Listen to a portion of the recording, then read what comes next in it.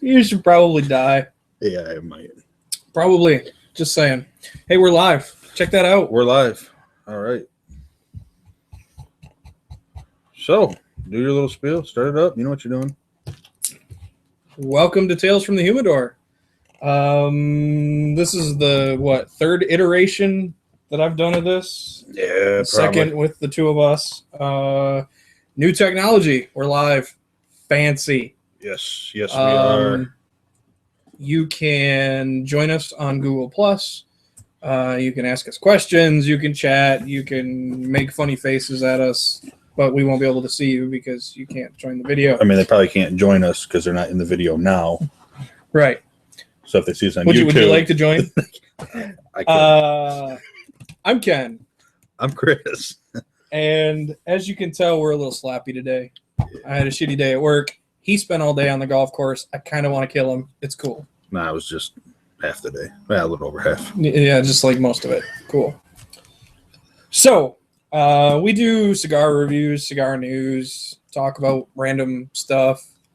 Probably swear a lot now that I'm not editing the audio out like we used to do with just the audio-only podcast. That was just too much time to edit that. It took a lot of time. A lot of time. I mean, I was all right. It didn't take me no time. No, all you had to do is be like, hey, man, you got that done yet? Yeah. You got that shit done yet? No, I'm a supervisor. Right? That's what I do. Yeah, well. I manage. That's what I do at work, too. I'm done with that shit. So, today, we are smoking the Nomad Esteli Lot 8613. It's new. Just came out recently.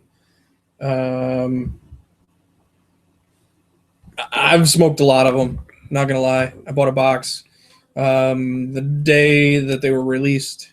And these are the last two cigars out of that box. So, and I've had two, so I appreciate that. and that's his second. Or I've had one. This is my second. That'll be his second. This will be my fifth or sixth for the day, but my second of this cigar. Because you were working. I was working, not smoking. I was smoking. I don't remember exactly how many's in a box. 24, I think. So this will be my 20th because I gave a few away. Yeah. The cigar. If the foot band and me saying it didn't give it away, Esteli. It's Nicaraguan. It is produced in Nicaragua. All Nicaraguan binder and filler. The wrapper is an Ecuadorian Habano wrapper. The only thing that Fred Rui has come off of as far as the blend goes is that there's some Ometepe in it. It's the second cigar he's used Ometepe tobacco in. The other one's the C276. And Fred, if you're listening, I like good stuff. So I'm ready to smoke, dude. I can't wait no more. I'm like fiending here. I mean, I'll wait a couple more minutes. I don't care what you do. I'm not waiting.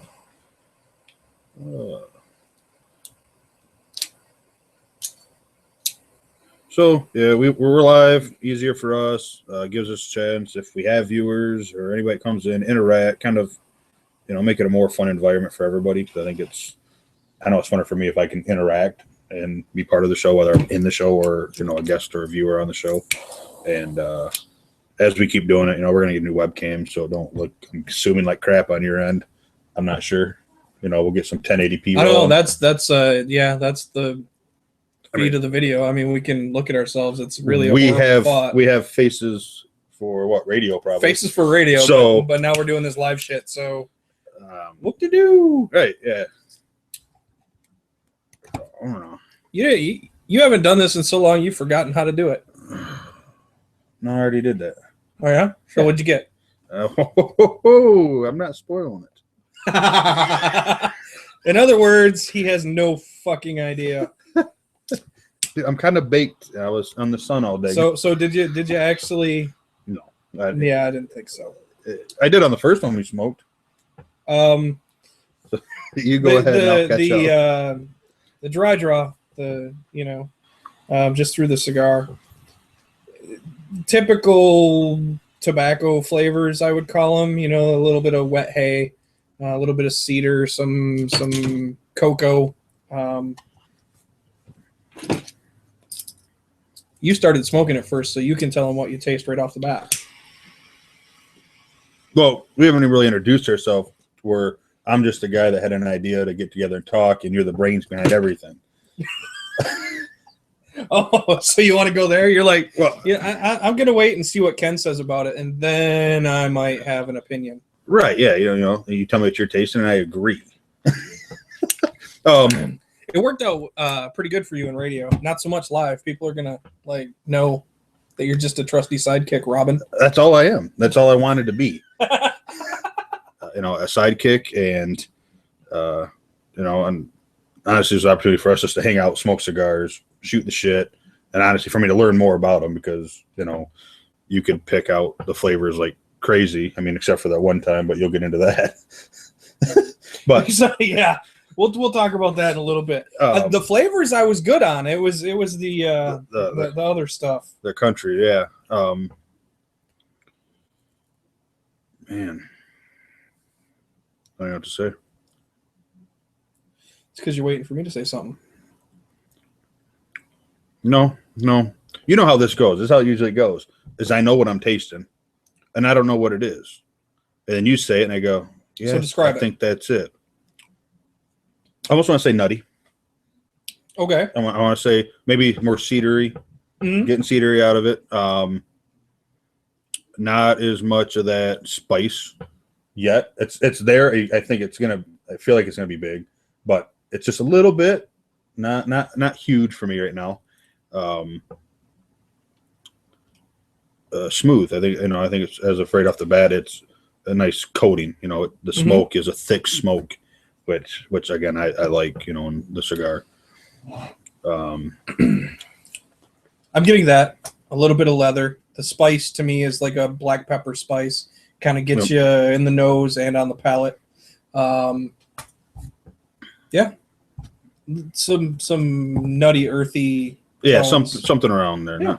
So I don't know. That's what I had. Good call. And you know, I just trying my best to be more like you. Everybody wants to be like me. It's cool. Well, not today. You were working on his girlfriend. Yeah, that's true. I wanted to be like you because let me tell you. And you know, just to clear the record, if you're on Facebook, no, he was not with me at the golf course. Work could suck my ass today. Let me tell you. I just wanted to make sure he knew where I was. I knew where you were, not where I was, which was work. You're right.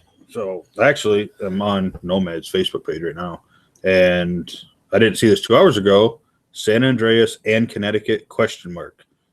That is crazy talk, or is it? Huh. And then, you know, we had a couple of days ago, Pennsylvania broadleaf. There, I said it. I would like to assume that I think Fred's playing with some rappers. Playing with some stuff here. Yeah. Which is really interesting considering this cigar just came out, but I know in talking to him even last year, he said he had at least 2 or 3 things in the works. So maybe he's trying to finalize a blend for next year, possibly. Does he have that? I know he has the milder with the Connecticut and the medium. Mm-hmm. Does he have the full yet? Because I know he said he wanted a full. C276 is that the full? Okay, yeah. I know that was the one he was talking about. That would kind of complete the also, profile. For being a full body, full flavor cigar, it's also pretty damn complex. And I know he spent a lot of time playing with tobacco and blending that cigar. So, I mean, and out of, the 3 I just mentioned, San Andreas, Connecticut, and Pennsylvania broadleaf, Connecticut's one I'm not a fan of. I'm not a fan of Connecticut wrappers that much. I like about half of them. That gets kind of, bitter to me and end up losing the taste. So I don't go much towards Connecticut's much. There was his Connecticut he did, which I liked. It was good, but again, that was more like 3/4 of the way through. To me, the Connecticut overtook. I can't do it. It's too delicate of a wrapper. The thing with that Connecticut, and with a lot of Connecticut's, I don't smoke a whole lot of them either, but I really like the Nomad Connecticut. because it's not like one of those bland Right. Yep. Connecticut's. There's a whole lot of flavor to it. You can't smoke it fast because Yeah, you burn out that wrapper, and then you get that bitter, nasty.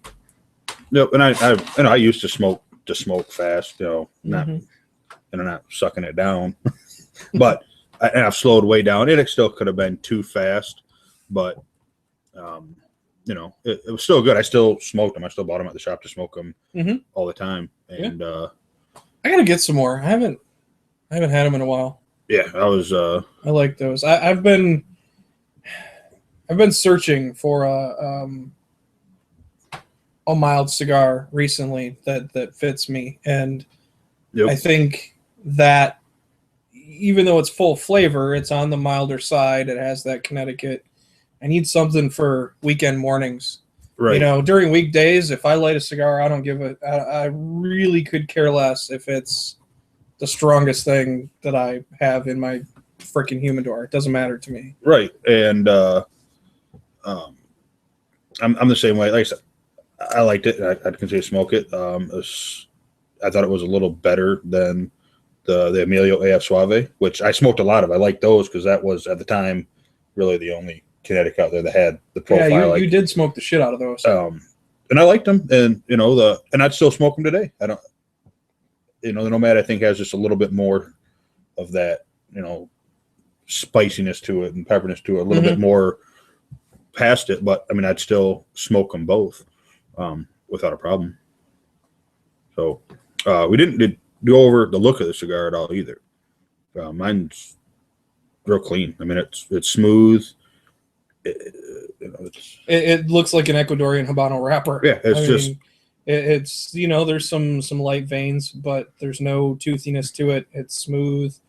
The wrap job is top notch. Yeah. So it's good. But the footband, the all important footband. More cigar makers should do these, by the way. You like the footband, huh? Good on you, Fred. Why do you like the footband? Why do I like the footband? Yeah. Have you ever gone to a cigar shop and bought a cigar, and then you drop the bag, and the foot just explodes? Does that ever happen to you? Because it's happened to me like half a dozen times in my life. I'm sure it has. I don't remember. Or even worse, right? You work in a cigar shop. I used to work in a cigar shop. The dude in there finger fucking every cigar that drops one and then puts it back. Yeah. And then somebody goes and they buy that cigar. Yep. Well, the foot's probably cracked or it's gonna blow up as soon as they light it. Footband. Yeah. Footband, Fred. Footband. Mm-hmm. So it's been we've been off for a while. We haven't we were doing this obviously pre-recorded, and we kind of got busy with life, and just got lazy. I think is ended up what it become. It got hard. I know you got slammed at work. It was a time thing, right? That's kind of why. Yeah, I mean, what was it taking? We took a hiatus. 12 to 14 hours to edit the audio, audios, and then get it dumped and uploaded, and so this is gonna work great because I don't have to do shit. Right. We record it live. It goes right up to YouTube. Now we can dump it to iTunes and all of that, and it takes a lot less time. And you get to look at our mugs. Yeah, which is sorry about your luck. We'll go off screen and we'll get some hot chicks to sit here and pretend they're talking. How's that? I'm too fat and ugly. You're too old. We ain't getting hot chicks, buddy. We got to pay them. And we don't make no money on this show. Yeah, you're good. All right, cool. We got it. Speaking of making no money, we should mention that we are not affiliated with any cigar company. We don't get free samples. Fred, we buy the cigars that we review. So we're not in anybody's pockets. No. But if you want to send us cigars to review or cigar suggestions, let us know. We'll probably smoke the ones you send us and then go buy replacements to actually review. That's kind of how we do things. Yeah. And because we want to be as blunt and honest as possible. And a lot of them guys, that's the feedback they want anyway. I don't think they want it on the national level. If it's just that bad, we're not even gonna bring it up. It's not fair because in my eyes, But I know they want honesty, one way or the other. I would rather pass on reviewing a cigar because I don't think it's that great than have to sit here and tell you that I'm smoking a shitty cigar. Right. One, I really don't like to smoke shitty cigars. Not a fan. I'm over it. I used to smoke a lot. And as part of that smoking a lot, it involved some shitty cigars. Plus, there was a point in time when I was, pretty flat ass broke. So when I smoked, I was smoking really shitty cigars. And I'm over it, man. I prefer to smoke good stuff. And good stuff to me doesn't necessarily mean I'm spending $20 on a cigar. No.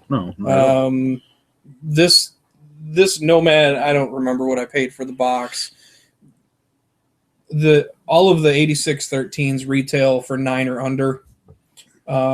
This is the Coronita size. I forgot to mention that. 5.5 by 46. Right, which is our wheelhouse. Through the years, we've found that we're about the same in cigars of our liking. We both kind of have the dislike for Honduran for most parts. We both kind of like the same kind of this, same kind of that, same sizes. So that's also helped me out because. Did you ash on purpose? I know that you can. I haven't asked yet. Leave me alone, man. I'm not sucking it down because I didn't get to smoke it all. Yeah, exactly. I'm actually smoking a little faster than I normally do. Right. But I'm smoking a little slow. So you need to pick up a little bit because you're going out. Should I just cut it off and start where you are? Not happening, by the way.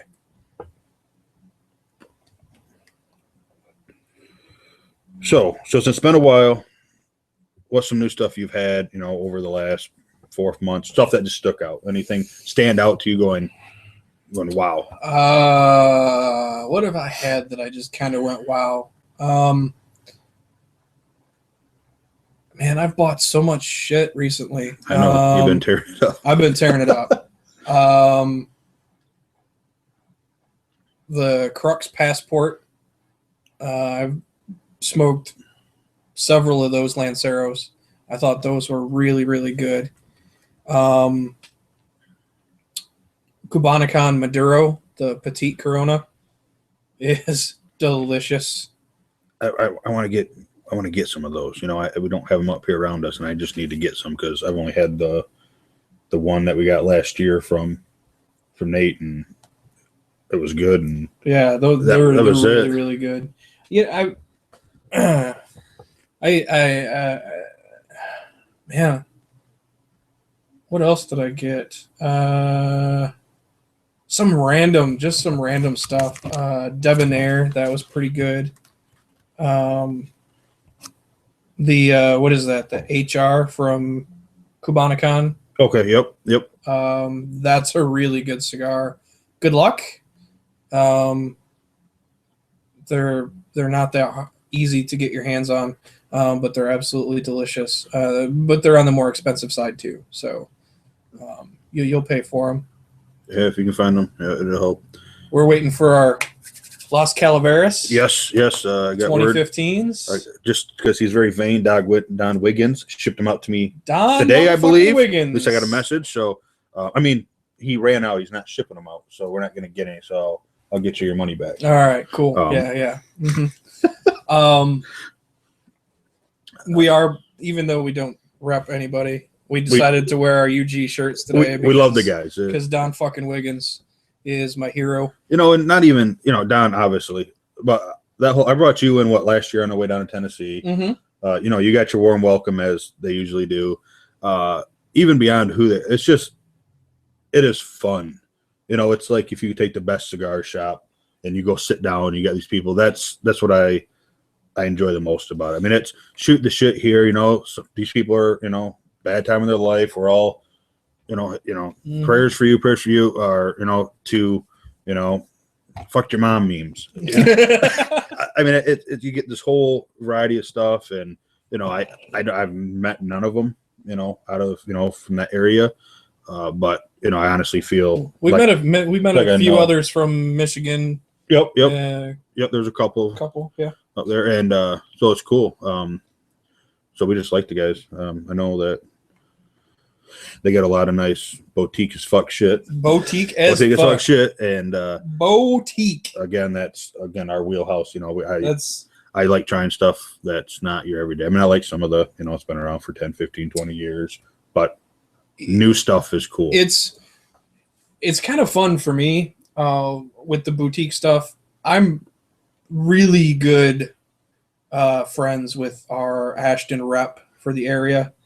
And so, you know, I get that side of the business. The powerhouse, been around forever, has several lines that have stood the test of time.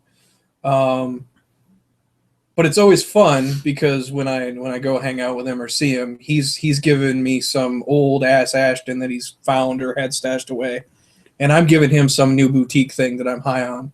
The last time that I saw him, I gave him a Crux Nymphomaniac, and I always know he's going to give me his honest opinion.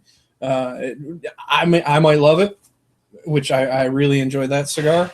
And he might say, you know, it kind of tastes just like this. Because as an industry guy, he smokes a whole lot more than I do. Right. And the thing about him that's nice is he won't say it's gross because it's not his brand. You know, he doesn't care. He'll smoke anything, and if he likes it, he likes it. He don't care if it's made, you know. And I know his palate enough to know that he's not really high on the full-bodied, full-flavor, pound you in the face cigars that sometimes I really like. Yes. But I wouldn't say to him, hey, check this out. I think you're going to like it, knowing full well he's going to turn green in the face and put it down and never touch it again. Could be fun. It is fun occasionally to fuck with him. I'm not going to lie. But, you know, but he always gives me the honest opinion. And in the case of the Crux Nymphomaniac, you know, he started smoking it and he gave it a good little while. And he says to me, he's like, you know, when it started, I really wasn't that impressed. But as if you've ever seen the shape of the cigar, it's kind of a taper, and then it nipples off at the end, and it's like a Lancero. It's closed. It's like a petite Lancero. Yeah, it's freaking tiny. I got one for my birthday. Buddy James. Yeah. One. But he got over that hump and started coming in, and that's where he said he really started enjoying the cigar. So, you know, that's. I love doing that with him and getting to try. I love trying new things. I know what I like. I know what I smoke a lot of. Have you had any of the warped stuff yet? Who? Warped. Warped? I have not had warped. All right. Well, we got to James hooked me onto some of those. I still haven't had the Ted, and it's not what it's really called, but it's got a teddy bear on it, and I called it the Ted, and that's just where it stuck. But I know he enjoys them a lot, and I can't tell which ones I had. I'd have to look them up, which I'll do. I enjoyed them. I thought they were really good. Nope, haven't had them. Yeah, well, when we take our trip down to Kalamazoo, as long as he still has them, he has them down there. So Kalamazoo. Yep, we'll be down. We got to go down there and see him for the day, hang out, and smoke some cigars. Honestly, like, I haven't really been branching out too much. I did get to an Island Gym. One of the shops somewhere in the area here sells the Island Gym, which I was psyched. And our other buddy Rod, I got him one for his birthday, a couple other things. Smoked that. I haven't smoked one of those yet. I'm not gonna lie. It was good. I will say the first half was phenomenal. And like you know, when people tell you it's a creamy cigar, this is the first time I've ever said this is a creamy cigar. It tastes like butter. It was absolutely delicious. You know, so then it sparks my mind. You know, okay, I don't know nothing about it. What is it? Looked it up. Most of the stuff isn't out there, but it's Honduran. Which, if you've ever watched a show in the past, you know me and or Ken. Listened. It's at least. Yeah. What'd I say? Watched. Oh yeah. They wouldn't have watched us. This is our first live shit, man. Damn it. People are going to be saying, "Go back to radio," because they could have had a picture of me and you up on Facebook listening to it, just to picture us talking. Who in their right mind would want to do that? I don't know. People tell me I'm messed up all the time. Well, you are kind of fucked up. I could try that. So it was good, and the last half, it just kind of went one-dimensional. It was still good, but that it wasn't the wow factor I had right off the bat. Other than that, I've been smoking a lot of just same old. I've been a lot of Asylum CLE lately. What a surprise! Right, and I like the product. For most stuff, I like most of their stuff, and not because they were our first. We had Tom Lazuka for our first show. I mean, it had nothing to do with it. It's just our first. I think they got pretty decent stuff, especially for that price point. I'm afraid the Ash is holding on pretty good, but I'm afraid because I have a white shirt and I'm notoriously hard on white shirts. So we'll see. I'm holding mine over a pad of paper. Yeah, and you need to get cooking there, son. Yeah, no, I'm trying to enjoy it. Bitch, you cooking? I'm not. No, I'm not. Why would I do that? I haven't. I'm trying to think if anything else is. I had a lot of cigars for my birthday. I had end of April, and a lot of people. I ended up with a lot of cigars and stuff I never had.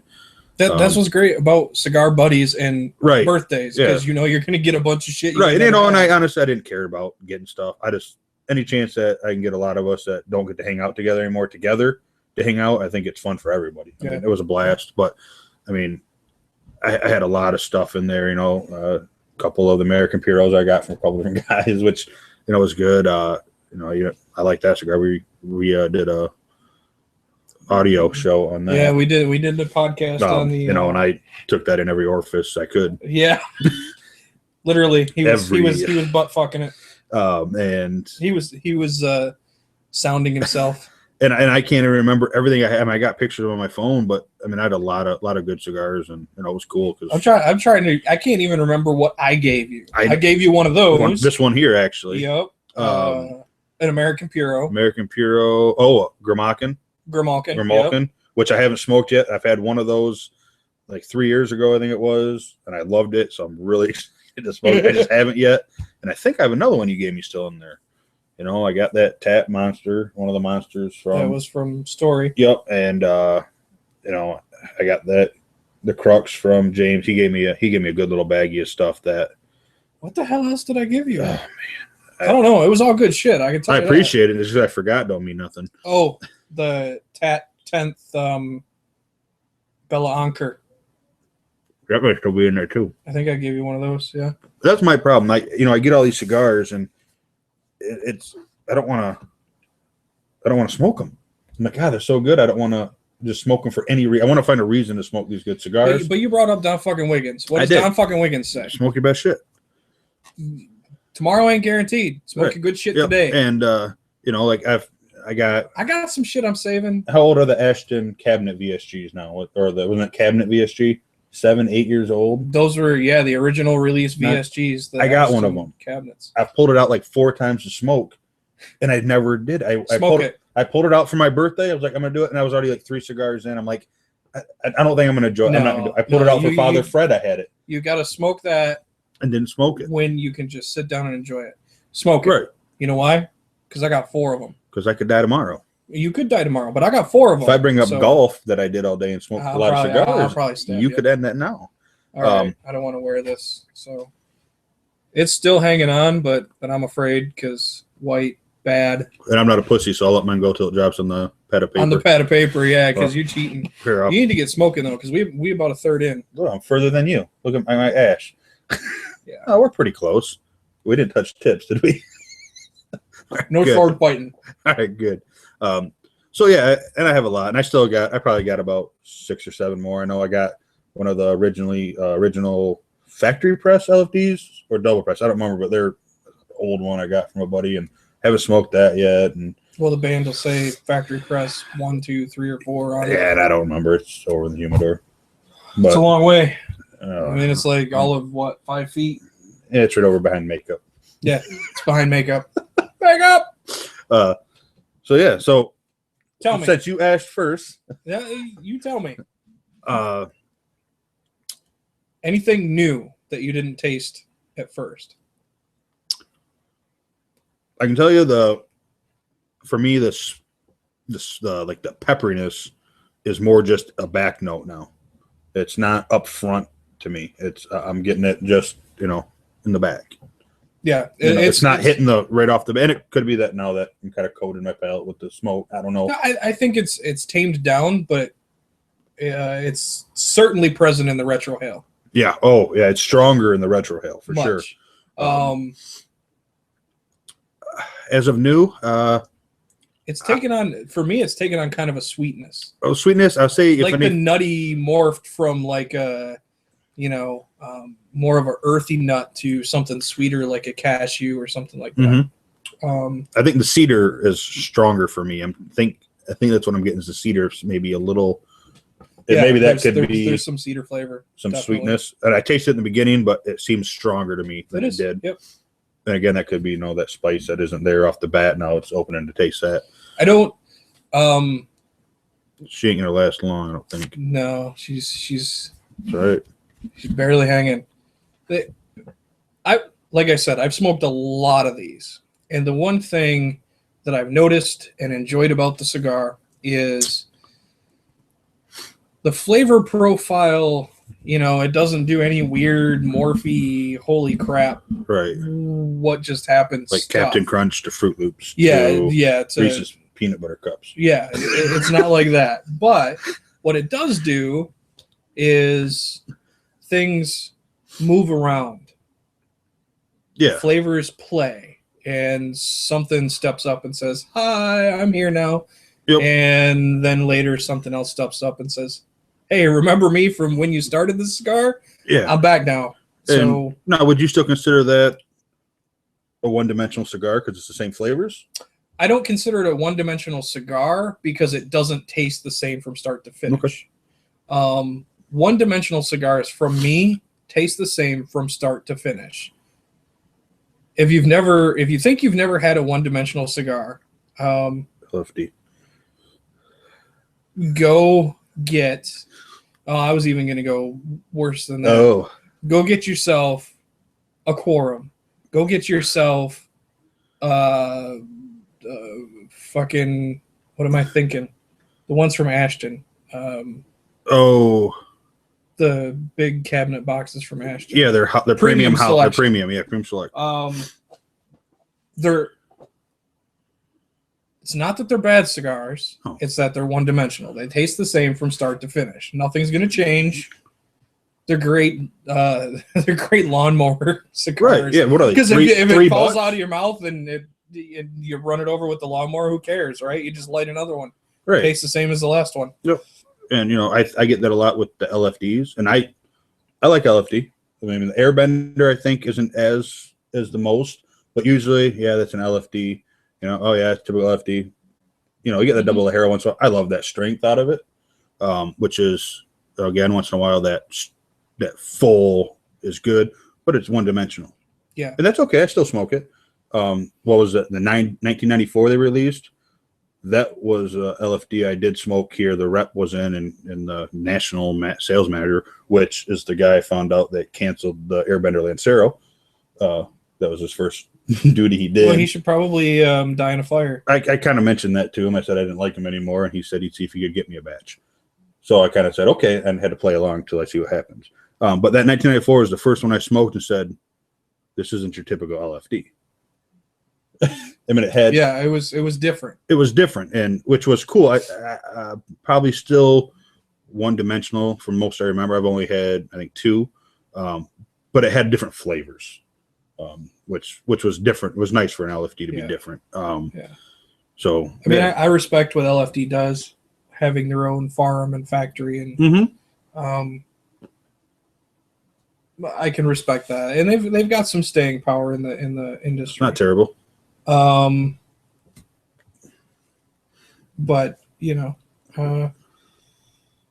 I'm more of a complex. Yeah, it's fun, like you said. Whether smoking a lot of boutique shit, just because and not all boutique stuff is good. No, some people just like everything else.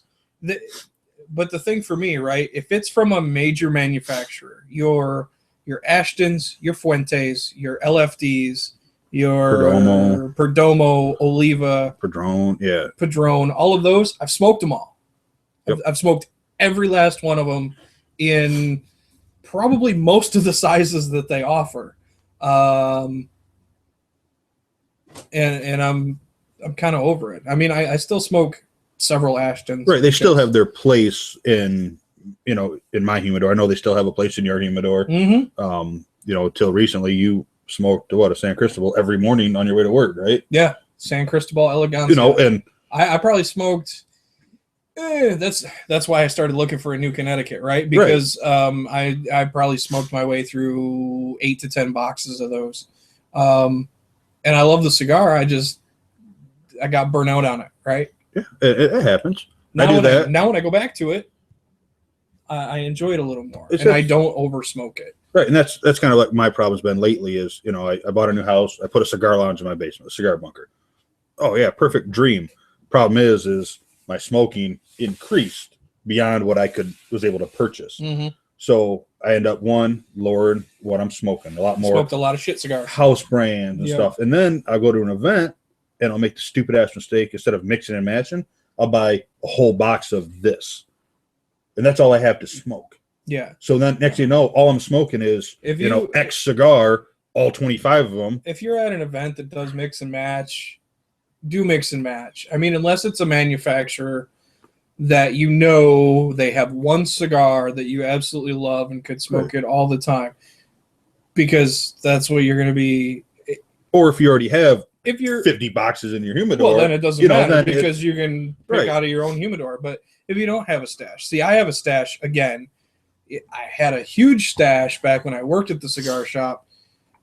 Huge stash. I mean, I could smoke pretty much one of everything in the shop out of my stash. So I could do that. I could go to the Ashton and say, you know what, I need a box of this because this is what I'm running out of. And then there was the period of time where I was flat broke, and I smoked through my stash, and then I had nothing left, and I was smoking shit cigars, and now I'm slowly rebuilding my stash. Right.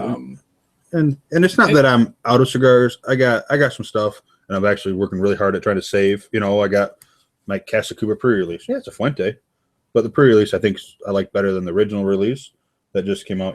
Yeah, I got half a box still. I haven't smoked. I got 3 or 4 pre-releases. So I got stuff, but it's stuff that I'm really trying not to touch and to actually put some age on. So, my everyday smokes, I just filled up last night. We had a CLE Asylum event. I mixed and matched, 30 cigars. So I'll be good for a while. But yeah, it's. I'll tell you what, though. Smoked a lot of these. Gonna need to smoke some more.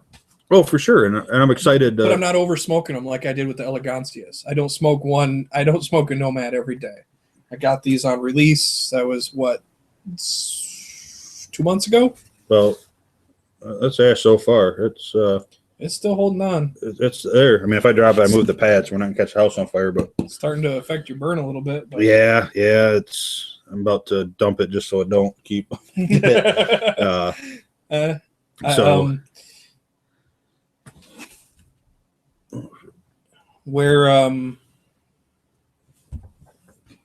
do you got for news? Got anything good for news? There ain't a whole bunch out. I know that Pennsylvania tax was like 40% or something crazy from what I read, and a few people I've talked to. It doesn't sound like it's probably going to go through. It's not looking good, which it looks good for the people, but that was weird. Just out of all the states, Pennsylvania. It's the capital of tobacco, whether it's cigars, anything. The tobacco just. To me, it just seems like it would be equivalent to Florida doing something stupid at this point. And they just released the FDA interim stuff, which I haven't even read into because I don't read. Yeah, it's probably too smart. So I'm kind of waiting for somebody else to read and analyze it, and I'll take their bulletin points. Barry Stein. Hey Barry, tell us what we need to know about this one. He or Tom Lazuka. You could call Tom Lazuka. We could, and that. But we got some releases, coming up. One that is kind of out there. It's it's not huge being talked about, but it's out there. Is the new Osak OG. Osak OG, which is apparently the original Osak blend. Guy talked to, smoked it, and said it is the original. Obviously, we'll find out. We're hoping July, August release for them. We got some comparisons in the old Humidor. So I'm excited if it is original or really close to, it's going to be a phenomenal cigar. Well, the original was amazing. Yep. But much like a lot of stuff, it was meant to be limited release, and then it was so popular that people tried to cash in on it. And because they released it and they were sold out before the review even came out, and it was like a 95. It's one of the highest ratings out there, and it was before. It was amazing. By the time you see the review, like, I'm gonna go get one. No, you're not. No, you're not. Or you're gonna pay for it. If you didn't get one, you ain't get one. And on the same, because he's, But they used. I mean, they had that initial release, and then they released a couple more under that, and then the whole falling out of Edgar Hoyle and Booth and Davidoff and all that whole mess, and then they came out with the Osaks under the CLE Asylum banner. And they're not the same. I still enjoy them. I will say that. Not a bad cigar. I still like it. Not the same. Call it Osaka if you want. Not the same. Right. So there's that. And same thing while we're at CLE Asylum. Apparently, maybe the Dragon's Milk rumor is going to have a 4x44. I don't remember what they call the size, but I know the Edgar Hoyle does one and the EH. The Osaka now has one, just a little 444. Which that's my shit right there. Right. And I thought the Dragon's Milk was a pretty decent cigar. It's hard to spend $15 on a cigar. If I have $15, do I want a Dragon's Milk, or am I going to get a Liga Privada? Or am I going to, Or are you going to pick up 2 of these? Yeah, 2 of those. And, granted, this will probably, then they don't even, I mean, it's still just kind of in the works, but $8-9 probably, for, it'll be a good to get out there and try. I think it was all right. I wasn't I thought it was good. It was cool. It was unique. You see a lot of companies now doing that. I mean, I think Drew Estate has the Pappy Van Winkle cigar. I know there's a couple I can't think of out there. Then they just released the Ogre, the new Ogre, the 8 by 60 by 70 by 60. Yeah. Yeah, we're not going to go on the whole rant, but fuck 60s, fuck 70s, fuck 80s. There is a market for it. There's a market for it. There's clearly a market, but it's not me. Tom has cashed in on that market, right? And whole hog. Yeah. Will I smoke one in that size? Maybe. There it goes. Ash down. See, that's why. White shirt, man. White shirt, son. I didn't pay for it. Thanks, Don. Thank you, Don Wiggins. Just getting his ego. He's just pump that ego, man. Pump that ego. He's just going. He ain't gonna fit out the door when I get done. Shit. He ain't gonna fit into the sushi bar. Yeah. Oh, yeah. Well, now that your ash fell out, tell me what you taste. Ash. Man, it's even the retro hell his spice is for me all but not gone, but gone. The burn is not there at all. Yeah, it hasn't disappeared, but it's even through the retro hail, it's gone to the back of the flavor palette. Which is nice because I'm getting a lot more sweetness through the retro hail because I can actually get taste. It's kind of fun, isn't it? Yeah, I can taste it now because I'm not just, oh, there goes another hair. Ideally, like you said, it's still the same flavors. I think for me, the earthiness, maybe the earthy leatherness is starting to pop up. Starting to show up and say howdy. Starting to say, hey, it's my turn. You're still in that sort of sweet, nutty, cedary leather. But you can tell that they're starting to swap about halfway through here. So, now you know what's coming. The earthiness is going to come out, and the peppers subsided. The question is, does the pepper come back? Well, I can guarantee we'll find out. I can guarantee we will. I mean, barring emergency. So let's talk about retro hailing.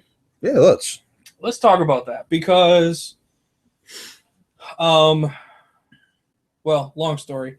I attended a blending seminar with we definitely need to talk online about this. through with Jose Blanco. Okay, There was so much information packed into that webinar that I'm still trying to process a lot of it. One of his big points was talking to people who smoke cigars, who maybe are even in the cigar industry, either as reps, salespeople, even some brand owners who don't retrohale. And his major point was this. You have 4 basic tastes on your tongue, right? Sweet, salty, bitter, and sour, right? Those are the 4 quadrants of your taste buds. You have millions and millions and millions of scent receptors in your nose that contribute to taste. So when you retrohale, in essence, you're flooding those receptors with the true flavors of the cigar. Okay? And if you think about it, if you're anything like me, when you have a cold and your nose is all stuffed up, or allergies and your nose is all stuffed up, and you try to smoke a cigar, you don't taste shit. Right. Or like when they plug your nose and make you eat an apple. Yeah. Or whatever. It doesn't, you can't. You're like, it doesn't, or eating when you have a cold. You're like, I don't really care what I eat because everything tastes like nothing. That was his point exactly. When I have a cold, I don't even bother to smoke cigars because I'm not going to waste it. Do you know that I do like smoking cigars when I got a cold, only because like it dries you up. That's the only reason. And it's a cheap cigar, but it dries me out, which I freaking like. That's when you smoke your quorums? Yep. No, I don't buy those. So that was one of his absolutely major points. Is if you really truly want to start experiencing cigars, you gotta learn to retrohale. If you do, good on you. Keep the retrohale going. Pick out those flavors. Yeah, that's what I got to say about the retrohale. And I didn't have a problem learning to retrohale, but I've been trying to teach some people. Rowan at the shop, trying to teach her. She can't do it. She tries, and it's hard to explain how do you do it, and she's practicing it better. But it's for some people, I guess it's just not easy. Well, your sinuses are already connected. Yeah. So obviously you're not inhaling. You're basically closing your mouth, pushing your tongue up to force the smoke, and exhaling through your nose. Right. I mean, that's really all there is to it. It's not a complicated process. Don't inhale; it'll hurt. Yes. And my sincere advice to you is, when you're learning to retrohale, don't do it on a full-bodied cigar or something with a lot of pepper that you already know has a lot of pepper, because you'll blow yourself out. I mean, you'll sneeze, your fucking eyes will all water. At least do it slowly. Oh. Don't just blow it all out at once, because that hurts. That could hurt real bad. Yeah, it hurts. Well, we were hanging out last night. We were talking about the whole process, what you did in that blending seminar. It was kind of cool, and I think you should touch on the binder only wrapper cigars that you did, because I found it interesting. I thought it was kind of cool, and I wish I would have taken part of that. So here's the thing, right? Part of this seminar is you got the pack to buy into the seminar was 3 Jose Blanco Señorials, 2 little cigarrito type things that were just binder and filler.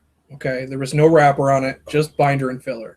Obviously, it was ugly, but the point of that, the point of smoking that during the seminar was, and there were 2 of those.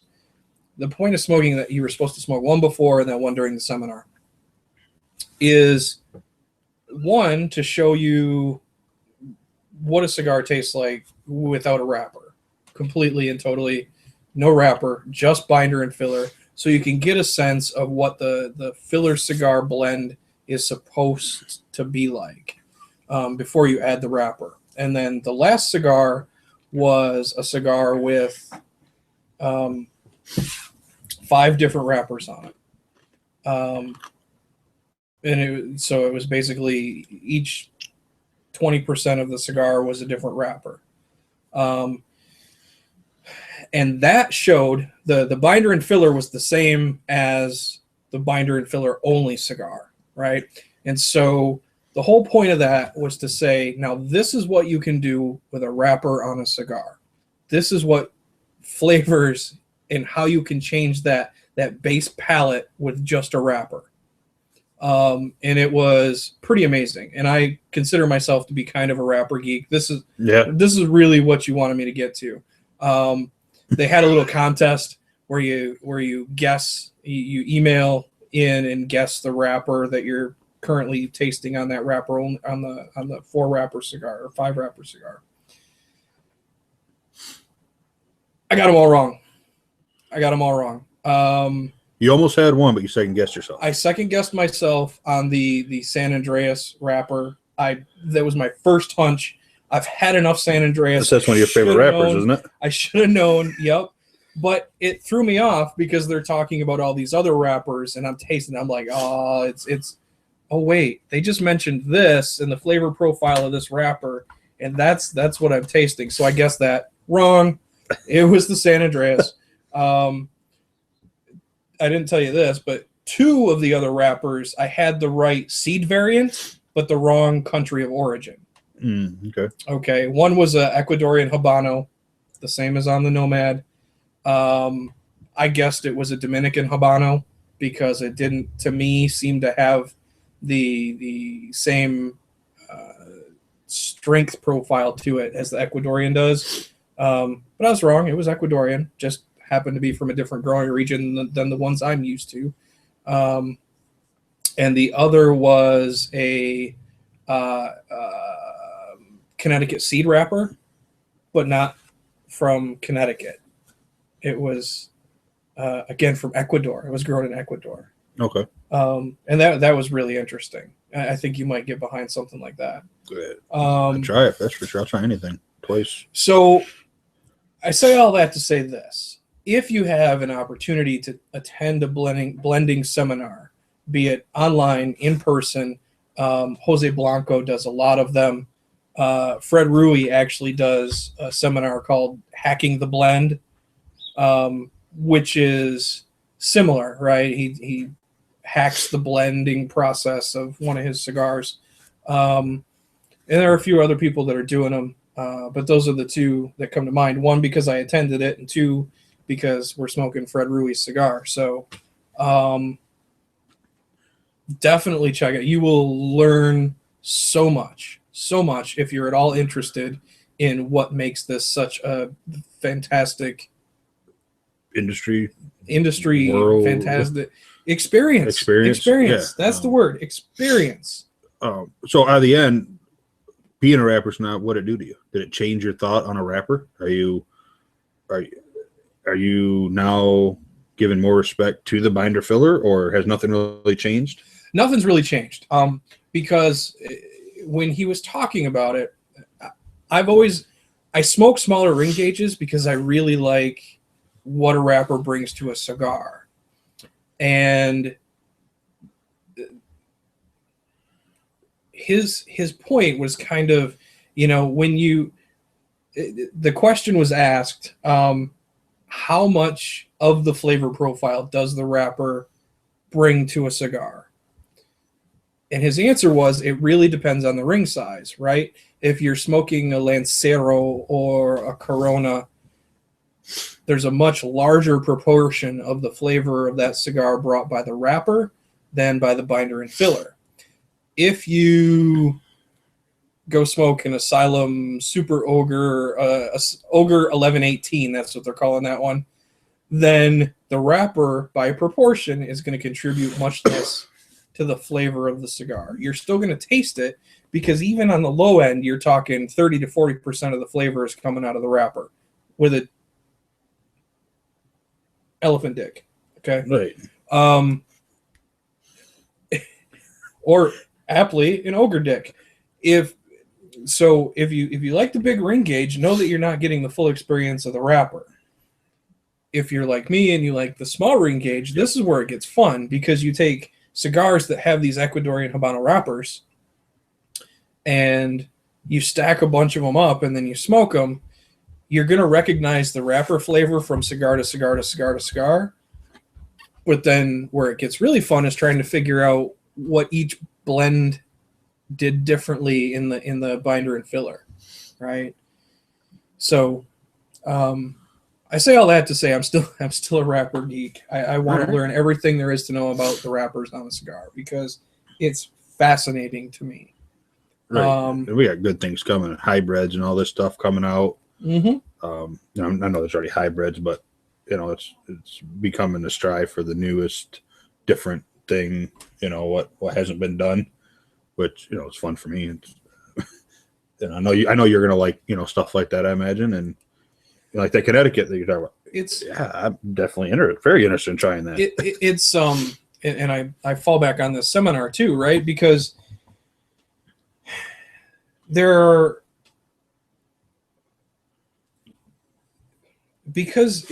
a crop, right? Tobacco is a crop. It is it falls prey to a lot of the same things as crops, regular food crops, your corn, wheat, whatever. There are diseases that affect tobacco. So what has happened is when a certain crop has become wholly susceptible to one of these diseases, they try to come up with a new hybrid seed that combats that particular disease. Not combats, but isn't prey to it at the time that it's developed. And that's where a lot of the current seed variant tobaccos that you're smoking came out of that whole thing, right? Like Corojo, Criollo, all of those came out of devastating crop losses. And then you move to the different growing regions. Nicaragua, you've got different growing regions even within the country. The Dominican Republic has different growing regions. Now you're getting a lot of stuff out of Ecuador. Unfortunately, my favorite wrapper is damn near impossible to find now, and that's the Cameroon. They are growing Cameroon in different growing regions, but it's not the same. The true Cameroon from Africa is, in my opinion, one of the greatest wrappers that's ever lived. Seriously, it's amazing. San Andreas out of Mexico, a lot of people playing with that now because it has some very interesting and unique qualities. And they, yeah, I'm done spewing. It's your turn. We were talking, and this just goes along, with your whole Cameroon thing, because you said you had nothing for this, a segment or something. I was like, what's pissing us off? What's pissing me off? And you didn't, earlier you said, I don't have anything pissing me off. Work, fuck work. But I was thinking, no, you do have it because it involves your Cameroon wrapper, and we talked about it yesterday. I think it's pissing you off. My absolute, hands down, favorite cigar that I've ever smoked was the Ashton Heritage. I loved this cigar. It was a cigar smoker's cigar. It was complex. It had depth. It wasn't an overpowering assault on the palate. It was a good, solid, medium smoke. And now you can't get the wrapper anymore. And lo and behold, they're using a different wrapper. And the cigar is not the same. And that right there will tell you what a wrapper contributes to a cigar, because it is not the same.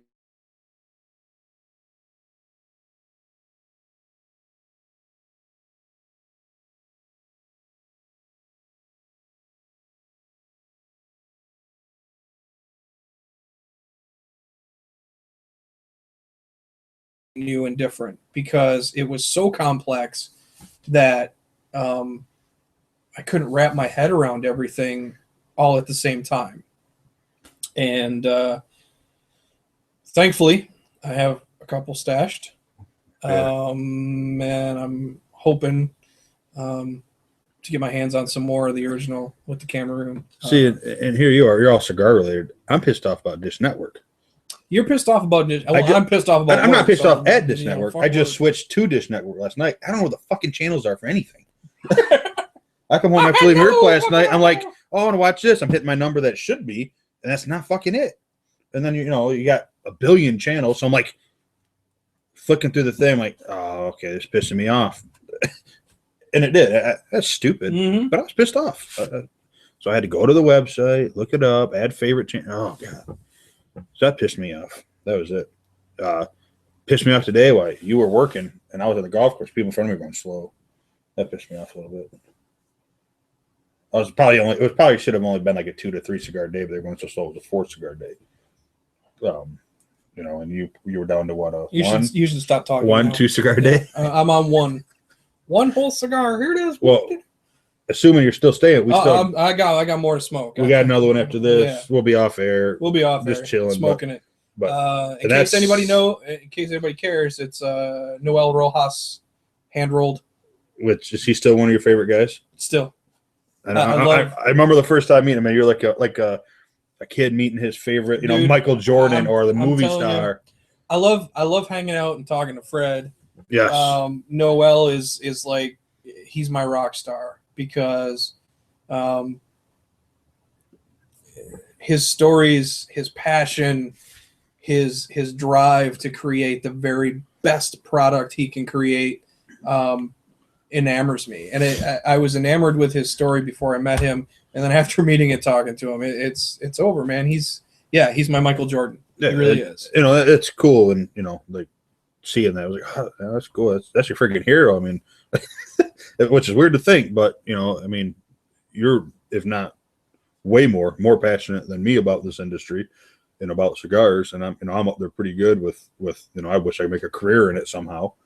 But it was a whole cool experience. I don't want to own a cigar brand, heaven forbid. I know enough guys who do. I spent a lot of time talking to guys who do. I don't want that headache. I appreciate their passion, especially the passion of the boutique guys. The Fred Ruiz, the Noel Rojas, the Clint Aaron, James Brown, which I got breaking news on that. I don't look over at the computer I got here. I just love his name. It's a fucking 770. If you don't know, Black Label Trading Company, which they just released their pre-order for. They're sold. Yeah, they're all sold. 300 boxes gone. They were sold out to cigar shops as soon as they came out. They're gone. If your shop's lucky enough to have some, get them. And this is not a freaking sales pitch for Underground, but I tell you, they got 151 of the 300 boxes. And they're probably not have that many left. Yeah, I'm guessing. So if you can't get them, Don fucking Wiggins, you can let us know. Right, and that's not a sales pitch to them, but I can tell you if you want some, they got some, or they did. I mean, this was a couple days, and they easily could be. I mean, I know you got a box, so I know I at least got one. 3 Not box, one cigar. You'll get a cigar. Catacomb. That's the other thing I gave you. Yes. Yep. Catacomb. I think I smoked that night at my birthday. Black Label Trading Company Catacomb. Yep. And which was a UG exclusive. Yeah. Oh god. Is that really a 770 Black Label? I don't know. All he put on his Facebook was never smoked a 7x70, never made a 770. This is by special request from one of the UG top dogs. Let's see how it goes. Maybe just a small release. He may have rolled it for himself. Or had it rolled for himself. I don't think. I don't know. Maybe he'll release it. I don't think so. Again, there's a market for him. If people are asking, why not? As far as I'm concerned, he could make a lot more. He's Coronas out of that. Black Label's much more small batch than what a 770 would require. But I don't know. It looks interesting.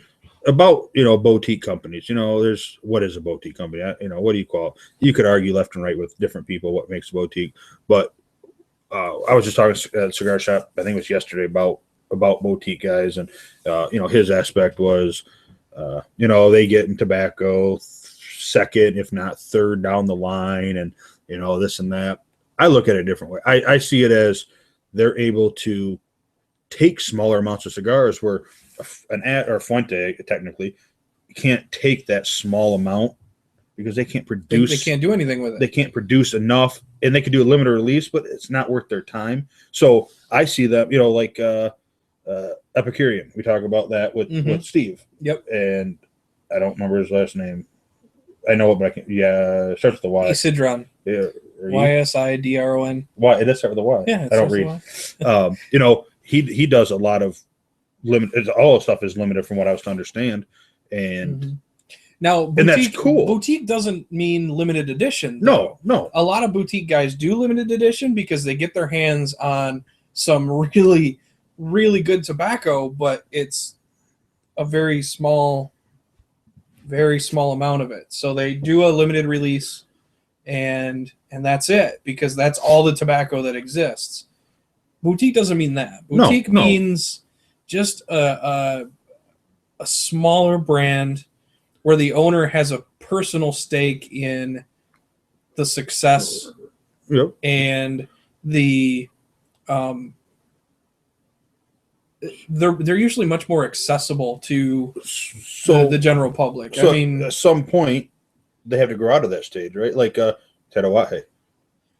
Is that boutique anymore? Tatawahe does boutique-y releases, limited edition stuff. I wouldn't consider them a boutique brand anymore because he's in with Don Pepin and he has access to all of the tobacco for his core lines. Yeah, it's not a question of is he going to have that tobacco next year? There's nothing wrong with he's going to have the dinner table with Pepin. No, not at all. If I had to eat dinner with somebody, it would be with Pepin. Just because I want to pick his brain, the guy's certainly has a ton of knowledge. I think sometimes boutique brands make it big, but usually the boutique brands hang around in some shops that they're personally invested in and put a lot of time and energy into those situations. And like I said, they're much more accessible on social media. Take Fred Rui, for example. Every 20 minutes. Follow him on Facebook, Nomad Cigars. Follow him on Twitter at Godfodder, Fadr. I love it. That's great. Right. He's probably the best social media out there. Yeah, he's top notch when it comes to the social media and his business aspect of. I mean, he's a businessman beyond belief. But the thing is, like, if you interact with him on social media, he's got something to say. Right. He doesn't tend to blow people off. No. We're still almost a year later, still playing around with a certain little hashtag with Fred. Yeah. Hey, Fred. Grape jelly, baby. But it all came out of a personal story, right? Yeah, just hanging out with him for a couple hours. Shooting the shit. We launch into this big story, and we're still making grape jelly jokes. And we're not even bringing it up. He's posting stuff at breakfast, grape jelly. Join his mailing list. You will laugh heartily, and you will also know about the new shit he's working on. So go to his webpage. I went to it the other day and actually went to the FAQs. How do you make your eggs fluffy? That's one of the FAQs, and it's cool because social media, it don't cost nothing to do. Nope. And he's really active on it. Gain he's so got much. Huge sense of humor. I mean, huge. It's And hilarious. when I first met him, 3 or 4 years ago now, I didn't know how to take him, honestly. It was like, okay, and then kind of talked to him a little bit, and the next year more and more. And now I love the guy. He's a cool guy, and he caught some feels, Fred. Check it out. He's fun to talk to.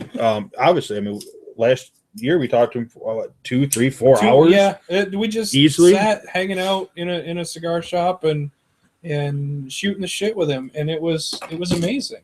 And that's that's what boutique brings to the table. Right. I think, once in a while the bigger guys will show up to events, but if you're like us, we're not in a big city. We're not in a big cigar city, not in a big cigar market, period. Northern Michigan. If we wanted to see one of the big guys, we'd have to go to Detroit, if they even come up this far, right?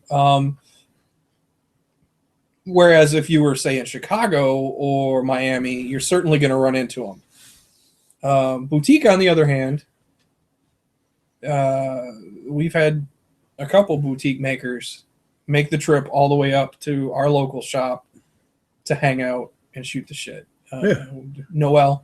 We got him up there. We got him up here. That was a great time. Yep. When people are asking, the smaller boutique brands, I personally have my opinion of stuff is they're obviously smaller, and it's not always true, but I think that they know it, and they have to turn out a great product, because how many years are they into this product, and if they release one bad product, they're done. Their name's done. They can't do it, so they have. I'm not knocking the bigger companies, because they had to get to that stage where they're at now. They started somewhere. No, I don't think any company started out with 30 faces of cigars and they haven't hit, but they have to put the time, the effort, the passion, the quality into it. They have to find the right stuff, because one bad release of your first cigar, are you around for another one? No, probably not. No, you're not going to stick around, because people are going to smoke your cigar, and if they're brutally honest like me, they're going to tell you it's shit. And then what happens? Right. If your cigar is shit and you're a boutique brand, your name isn't going to go anywhere. So that's where it comes into the as a boutique brand type person, you've got to be tied into the right people who are going to get you the right knowledge, if you don't already possess it, to get the cigars produced that you want to produce. Okay. And so I think by and large, a lot of the guys with the passion, Fred, Noel, who now owns his own factory, these people, Steve, James Brown, King Cigars, Arizona, a lot of them. Arizona, Eddie. We almost went a whole episode without giving a shout out to Eddie. And he's another one, really active on social media. Yes. Great guy to hang out with. He's a hoot. Eddie Tarazona. And I'm tapped out again. I'm going to smoke. Yeah. Well, while you're smoking, what are you tasting? Cigar. I like it. That's nothing wrong with that. Since that's what this is all about, is smoking cigars. Well, the pepper's starting to make a resurgence, particularly through the retrohale. My eyes just started watering. I warned you about it. I thought I do it a lot, and my eyes are watering. I thought you were just getting emotional. You start naming all your man crushes. I thought you were just getting emotional. You're the one that caught feels, not me. I didn't catch no feels. Fred grew on me, man. Now I love the guy. The pepper's making a resurgence. It still has that little bit of sweetness to it, which is kind of making me happy. I have peppery, sweet. It kind of reminds me of the same kind of juxtaposition of eating like a peppered bacon covered in chocolate. Sweet, peppery, delicious. Your turn.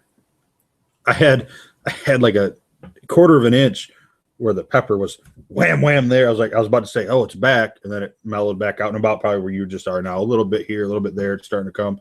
The cedar to me seems to have backed off. I'm not tasting the cedar flavor much. It's there, but it's gone. It stepped up, and now it's kind of like at the beginning. It's there, but it's really subdued. And I think the leathery is still right there. It's not up here in front. It's not behind. It's still right there, which it's been for me about the whole cigar, that taste to it. Right. But no, it's still creamy to me. It's still got not as creamy as that Island Gin, but it's still got that thick kind of creamy smoke to it, which again, I love that when a cigar can do that, when it can actually like coat your palate. You know, and you don't get it a whole lot. Or at least I don't get it a whole lot. As long as it doesn't finish like forever. You know those cigars that do kind of coat your palate, and then they just stay and stay and stay. Yep. That gets old really fast to me. I want a good finish on a cigar, like a good Scotch. You want a good finish, but then you just kind of want it to go away. If I'm between puffs and I'm still tasting the exact same thing I tasted when I took a puff a minute ago, too long. I'm the guy watching this texting me, Aaron, apricot and air, and it tastes like his nuts apparently. What? Creamy like my nuts, she says. Creamy like my nuts. Yeah, Dom. Dom, there it is. You got your shout out. You got your shout out, Dom Alama. There's your shout out. Back to the warped, just because back to warped because you brought. I've been staring at. I told you I was looking that up. That looks pretty damn tasty. That's the one that I smoked. And there you're talking about the Corojo 99 and the Criollo 98. Yep. Seed variants. The Flora del Valle. He's probably silent. Like Mazo. Mazo.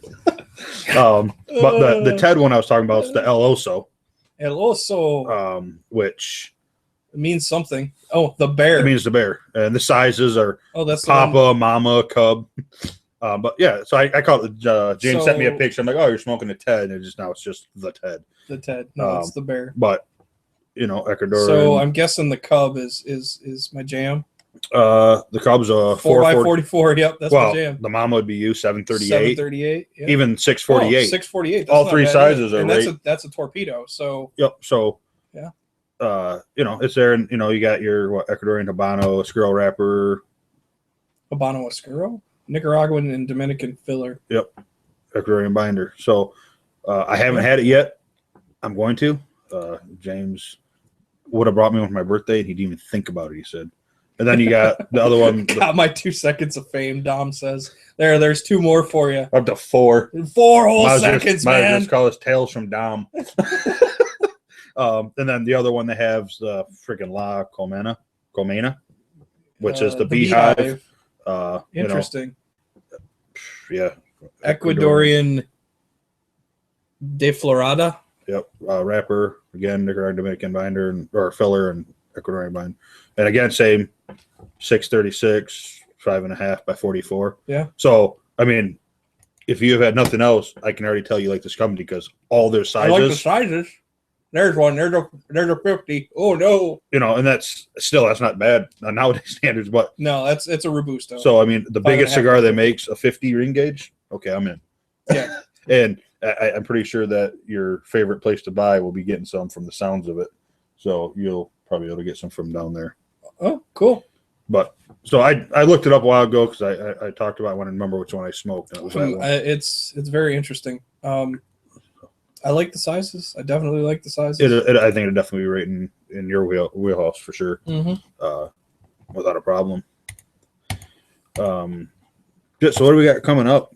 We're a month away, 2 months away, just under 2 months from 2 months. Tweet Up again. No, today's the 5th. So 2 months. 2 months away. I don't think we've ever gone an episode without bringing Tweet Up. Chattanooga Tweet Up. And say hi. Another event that I just was reading about is the one at Jungle Gym that's coming up here. I think August 30th. It's a 3-day event. I think it's 30th on or right around there. Apparently, that's going to be a huge event, like 1,400 tickets. 14. Yeah, and that's close. That's Cincinnati. That ain't too far. Chattanooga's what? 300? Yeah, around there. 300, 350, somewhere in there. I don't remember off the top of my head. We're making the trip back down to Chattanooga again. This will be year 3 for me, year 4 for you. 4 for me, and that second year still was the coolest because James took me. I lost my job, just getting started on my feet. He paid for me to go down with him, and I know he was excited to see how excited I was. Mm-hmm. That's how it was the second year because I knew what to expect, but you, Miguel, and Rod didn't. Yeah. Just when I talked. So it was cool for me to kind of sit back and go, enjoy, guys. Yep. Enjoy. Then we had some fresh meat last year. We got some fresh meat this year. Yep. So it's a good time. It's ideally, I mean, I always say it's the best time I've ever had with my clothes on. Not the one night. No, not the one night. But remember, Dom? Let's 6 seconds fame. Let's not talk about that, shall we, Dom? Wow, we just totally made up a whole bunch of shit right there. But yeah, we didn't. You got anything more on your list? You had a big old list. I did. No, we kind of. Did we blow through it? We kind of had we don't have like a script read. We just kind of have notes to try to touch on. Well, yeah, I do. One there. The future plans. We talked about a little bit why we went live. There was another reason I really wanted to try to go live is we have a chance of interviewing some of these people. Like we might be able to get Fred on here with us. The Eddie Terrazone, I'm sure he'd do it. Our first show, we had Tom Lazuka.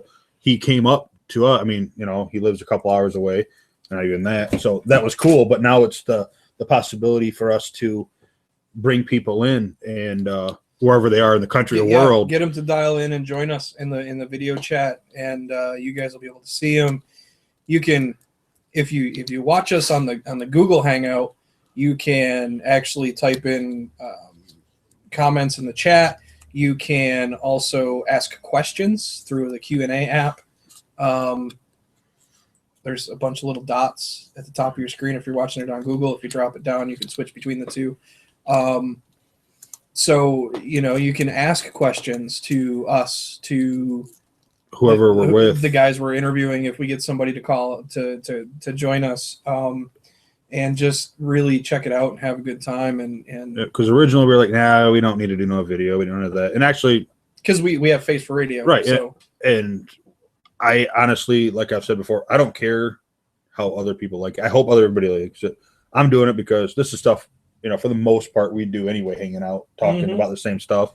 If we can do it out there and people get enjoyment out of it, that's awesome. And so this actually helps us be able to, reach out and get people, get Don Wiggins on here. I know he'd come. He's vain. He'd love to be on here, talk about what he's doing, what, stuff they got going down there at their shop. And, so just a lot of possibilities, which is exciting to possibly to get. Definitely will be a good time. But yeah, it's I don't know if you mentioned it. I think we're still going to go bi-weekly on the show. We are going to do bi-weekly. I don't know if it's going to be Fridays or if we're going to switch to a different day. We've been trying for a week and a half to get on, and today just worked. So we'll try to get a set day for the most part. But consistency is good. That's what helps. But if we got to switch it, we'll switch it. But we got our Facebook page that we'll keep updated on. The Facebook is Tales from the Humidor. The YouTube is the same. We do have a website. There's currently nothing on it because I didn't take the time to re-upload all of the old audio files. I will do that at some point. But you'll be able to watch, if you go to our website, talesfthumidor.com, you'll be able to watch the episodes right within the website as well, so you don't have to go to YouTube or whatever. The archived video will be visible right within the website. So yeah, it's cool. I like it, and I'm happy we're back doing it again. It was a good time. You forgot the tweeter. Tales from the Humidor at Tales. Is that what it is? I think so. You got the tweeter. I better. I'll check that out now. Chris runs the tweeter, so if it sucks, it's on. I haven't even done nothing on it. I was going to for this, and I forgot. So that is for sure on me, without a doubt. See, I don't even have it on here. I gotta get it again. Well, put it in the notes or something. Yeah, I think it's just Tales. We'll put it in the show notes. Show notes. Woohoo! Yeah, it's hopefully big things coming. Big things that everybody can enjoy, and hopefully we can get some viewers up and actually have some communication and some interaction. And we have viewers, just ain't nobody saying nothing. Right. He is. He's just texting me. Well, at least one of them. Yeah. I don't know, something about you guys used a lot of condoms. I don't know what that means. He's back talking about the no clothes episode that we made up. But you know, this for me. This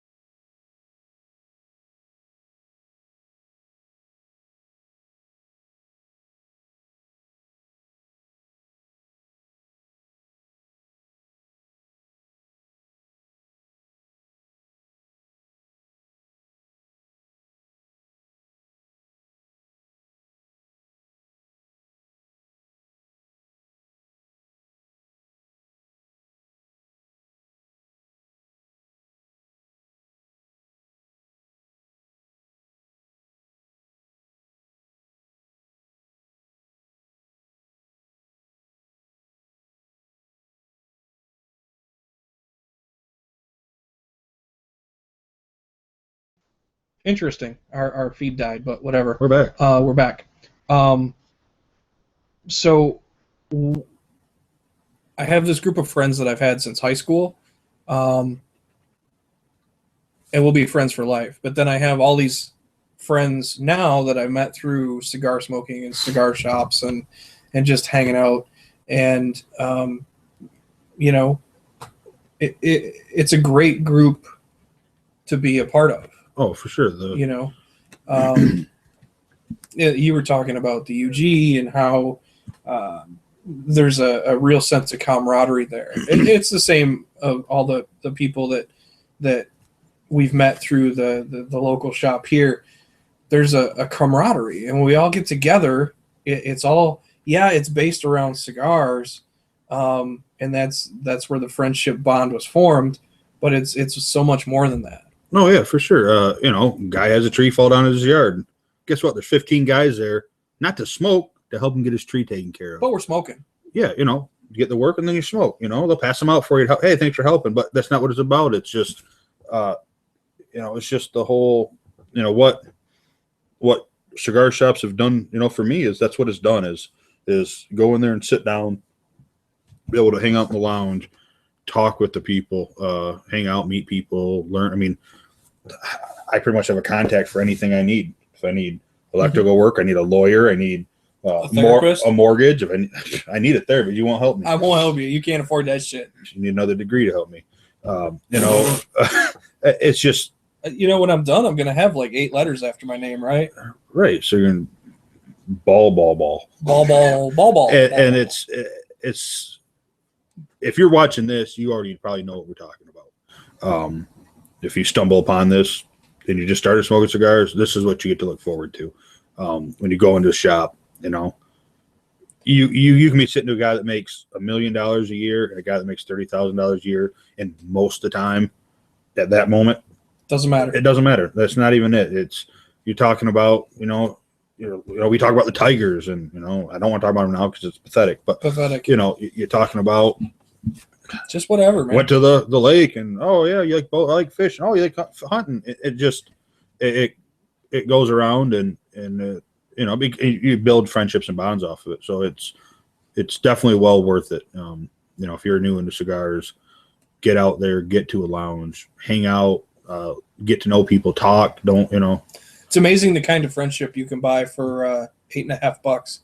It is. It's I say 8.5. That's kind of my and no matter what happens, typical cigar whether price. I move or like you move, I feel you'll be a lifetime friend, and there's another handful behind it that I know no matter what happens, they're not a cigar friend, they're a friend now. So yeah, a bottle or even a saddle, brother and sister of the leaf. That's what they are, and it's really what it feels like. It's a big family. So saddle.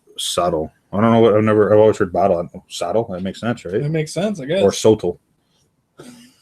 Well, no, it'll be saddle because not botel. Botel. It's meso. So yeah, if you're new, get out there, experience it. It's well worth it. So what else you got? You got anything else? I got nothing. So what do we do? Want to wrap this up? Yeah, let's wrap it up. Well, why don't you go over how our scoring system works, just because it's been a while, just so people so you remember. Can get your calculator ready? No, I'm not going to do it. You're just going to edit in your head, and I'm going to be done with it, Rain Man. So when we review cigars, we talk about we do actually score them. I like to be a little strange. The magazines and shit score everything out of 100. We use a 10-point system. And how we do it, it's 2 points for appearance, 2 points for burn, 3 points for flavor, and 3 points for overall experience, right? Which gives you 10. You end up with decimal points, yada, yada, yada. So I'll let you go first, now that I explained it. Appearance, when we touched on that, it is what it is. It's what it looks like. No cracks, no holes, no funky extra glue. No extra glue. I mean, I was able to pull the band off, which, if you are a cigar maker and you get a hold of this, stop gluing the band to the cigar. Just glue the band together. Tell your banders to clean their fingers when they start amassing glue. It came right off, which to me that's huge, and I put that under the appearance because that's part of it. And how does the band look? Yeah, the band. I love black. I love red, chrome. It's all good. It's all there. It's just typical. I'm gonna say typical because it's pretty much on every cigar he makes, is it not? The little. Yeah, the Nomad symbol. Yep, and it's a cool symbol. I like it. It shows up backwards on the camera, but you get the idea. They can just turn the screen around. Yeah, flip it. Just look at it from the other side. It'll be just perfect. Right, and I can never believe in a 10-point cigar. I don't think I could ever do it. So no matter what, I automatically deduct points just because I there's no such thing as a perfect cigar to me. But appearance, like I said, it was good. I mean, I didn't even rate the Heritage with the Cameroon wrapper as a perfect 10. It was like a 9.8. Right. But because that cigar makes me so happy. So appearance, yeah, I'm gonna go 1.8 because it's it's definitely it looks like it should. There's no issues, no flaws in it. It was beautiful. The one I had before this one, a month ago, same thing. There was no issues, so it looked good. So definitely a 1.8. The burn, I've been almost as straight as a razor. It started going off when I had, the almost 2.5, 3 inch. Yeah. It fell off. Corrected itself. Turned it over, corrected itself.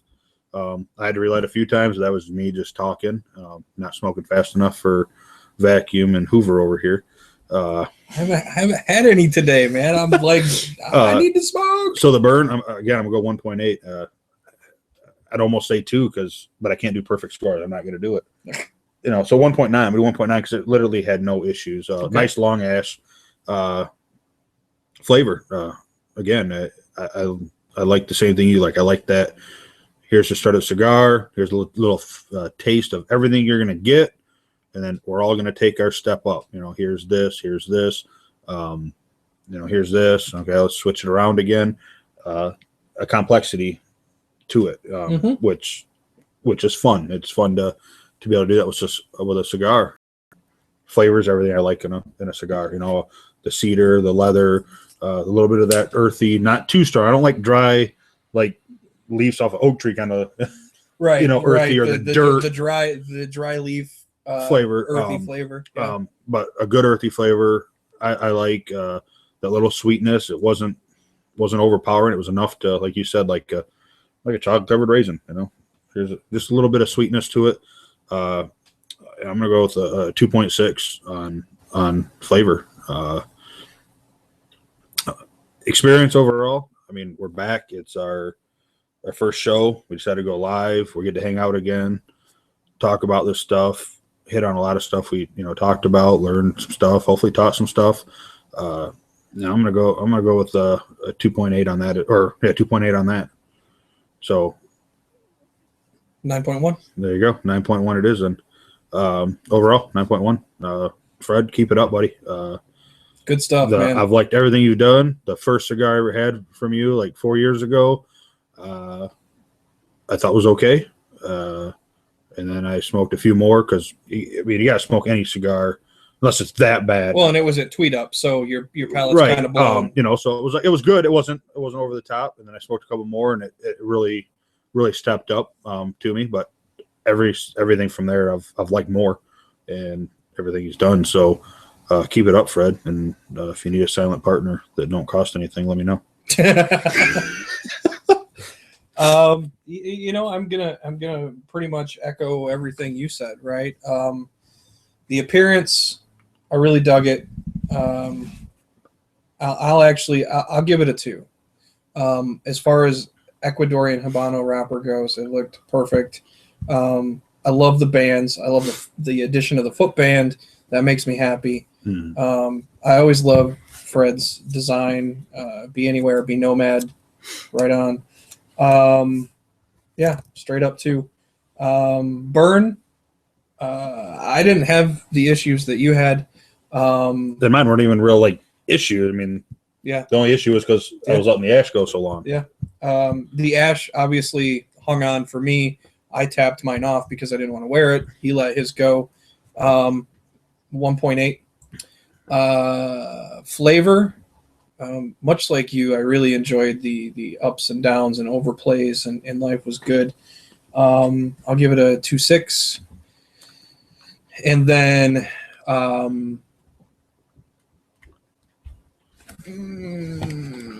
overall smoking, I'm happy to be back at it. 2.8. Okay. So now if I can remember my scores. 2, 1.8, 2.6, 2.8. I remembered it. 8, 6, 9, 9, 2. 9.2. You gave it a 9.1. I gave it a 9.2. So, Fred, awesome. Thank you, everyone, for joining us. We're glad to be back. Bi-weekly, likely Fridays. If we change the date, we'll put the information out there and let you know when we're going to go live next. Thanks for watching Tales from the Humidor. Thank you, guys. Have a good night. Website, talesfthumidor.com. Tales from the Humidor on Facebook. I believe it's Tales from the Humidor or Tales FT Humidor. I think it's Tales FT Humidor on Twitter. On the Twitter. What did I forget? Anything? You can check this out on YouTube. Email. Just search Tales from the Humidor. Email is talesfromthehumidor@gmail.com. Email questions, suggestions, all of that good stuff. You got anything else? No. All right. We're going to finish these up and light up the next one. So everyone have a great night, and thanks for watching.